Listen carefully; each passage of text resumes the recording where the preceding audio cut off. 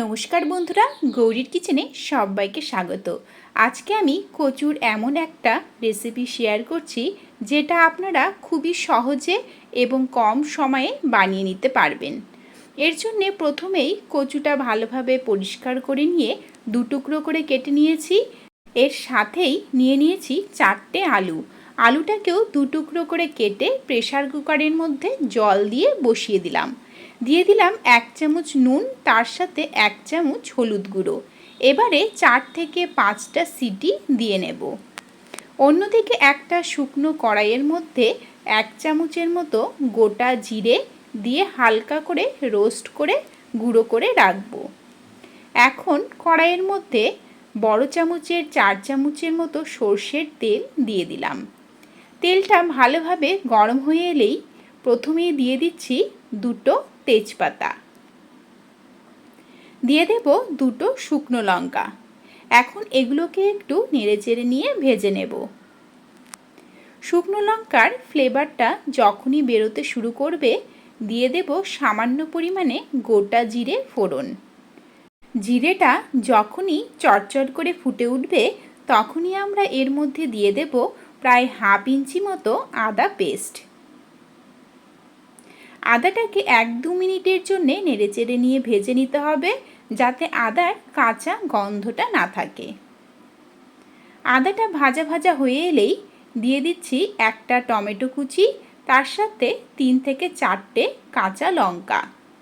এখানে ঝালটা আপনারা যেরকম খাবেন সেরকম লঙ্কাটা দেবেন। এবারে টমেটোটাকে একটু নেড়েচেড়ে নিয়ে দিয়ে দিলাম বড় চামচের 1 চামচ নুন। এই সময়ে নুনটা দিয়ে দিলে টমেটোটা কিন্তু খুব তাড়াতাড়ি নরম হয়ে যায়। এখন এই মশলাটাকে আমরা 1-2 মিনিট একটু কষিয়ে নেব যাতে কাঁচা গন্ধটা না থাকে। টমেটোটা যখন হালকা দেখবেন ভাজা ভাজা হয়ে এসেছে তখন আমরা এর মধ্যে সামান্য পরিমাণে জল দিয়ে দেব। এবারে এর মধ্যে একে একে মশলাগুলো দিয়ে দিচ্ছি। প্রথমেই ছোট চামচের 1 চামচ হলুদ গুঁড়ো, 1 চামচ ধনে গুঁড়ো, 1 চামচ জিরে গুঁড়ো, তার সাথে কাশ্মীরি লঙ্কা গুঁড়ো। এখন সব মশলাগুলোকে নেড়েচেড়ে নিয়ে খুব সুন্দর করে তেল ছাড়া অবধি কষিয়ে নিতে হবে। মশলা থেকে দেখুন তেল ছাড়তে শুরু করে দিয়েছে। আমি কিন্তু আরও 1-2 মিনিটের জন্য কষিয়ে নিচ্ছি। এবারে দেখুন মশলাগুলো বেশ সুন্দর করে কষানো হয়ে গিয়েছে। এখন আমরা এর মধ্যে সেদ্ধ করে রাখা কচু এবং আলুটা দিয়ে দিচ্ছি। আমি যেরকম আগে থেকে নুন ও হলুদ দিয়ে কচুটা সেদ্ধ করে নিলাম, এইভাবে একটু করে নেবেন, তাহলে কিন্তু গলা চুলকোনোর একদমই ভয় থাকে না। আর বর্ষাকালের জল পড়া কচুতে কিছুটা গলা চুলকোনোর ভয় থাকে, এইভাবে করে নেবেন, একদম কিন্তু গলা চুলকোবে না। বেশ সুন্দর করে মশলার সাথে কষিয়ে নিলাম। এখন গ্রেভির জন্যে সামান্য পরিমাণে জল দিয়ে দিচ্ছি। এই রান্নাটা একটু মাখো মাখো ধরনের হয়, তার জন্যে খুব বেশি জল দেবার প্রয়োজন নেই। অল্প করে জল দিয়ে নেড়েচেড়ে নিলেই কিন্তু হয়ে যাবে।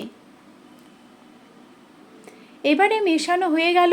এখন আমি গ্রেভিটাকে 3 থেকে 4 মিনিটের জন্য ফুটিয়ে নিচ্ছি। আমি এখানে নুনটা আগেই কিন্তু পরিমাণ মতো দিয়ে দিয়েছি, তাই এখন আর নুন দিচ্ছি না। আপনারা অবশ্যই কিন্তু চেক করে নেবেন। মিডিয়াম ফ্লেমে গ্রেভিটাকে 3 থেকে 4 মিনিট ফোটানো হয়ে গেল। এবারে আমি খুবই সামান্য পরিমাণে গরম মশলা গুঁড়ো, তার সাথে সামান্য চিনি দিয়ে দিলাম। গরম মশলা গুঁড়ো দেবার পরে 1-2 মিনিট ফুটিয়ে নেবেন, তাহলে কিন্তু ফ্লেভারটা খুব ভালো আসে।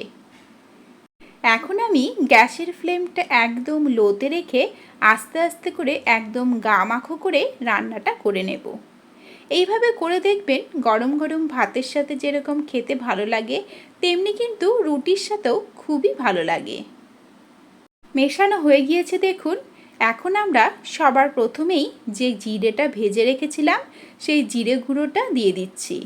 ছোট চামচের 1 চামচের মতো জিরে গুঁড়োটা দিলাম। জিরে গুঁড়ো দেবার পরে আর কিন্তু ফোটানোর দরকার নেই। আপনারা গ্যাসের ফ্লেমটা বন্ধ করে দিয়ে একটু নেড়েচেড়ে নিয়ে মিশিয়ে নেবেন, তাহলেই একদম পুরোপুরি কমপ্লিট হয়ে গেল আজকের এই কচু আলুর তরকারি। আমি কিন্তু গরম গরম ভাতের সাথেই পরিবেশন করব। ভালো লাগলে সাবস্ক্রাইব করে নেবেন, লাইক শেয়ার ও কমেন্ট করবেন। আজকের মতো এখানেই শেষ করছি। দেখা হবে নেক্সট রেসিপি নিয়ে। ভালো থাকবেন, ভালো রাখবেন, ভালো ভালো খাবেন। নমস্কার।